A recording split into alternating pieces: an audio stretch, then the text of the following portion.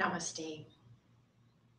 We are going to take a variation of our downward facing dog, Adho Mukha Savasana, into a revolved, so Parivrtta Adho Mukha Savasana.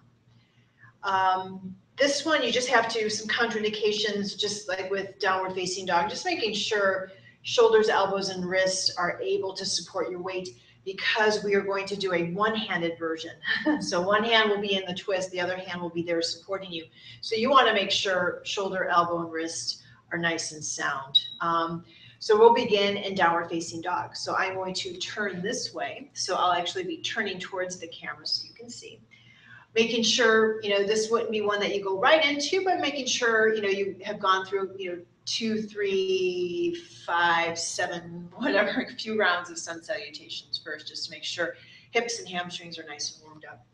So beginning, inhale, arms up with a flat back, fold, exhale, halfway up, inhale, and then just placing the hands and stepping those feet back. So I want to step the feet back first in downward facing dog. So I'm going to be just looking at the camera and the video camera too, just for my alignment.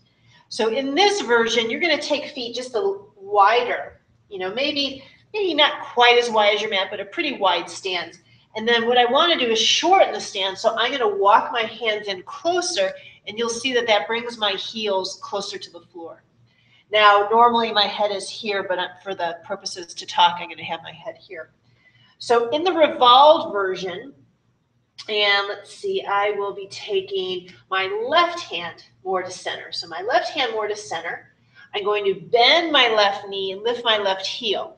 So my left hand will remain. My right hand's going to come on the outside. Now I'm going to dip my head, look underneath. And I'm going to take my hand. I'm not going to grab behind my knee. I want to slide it down to the calf.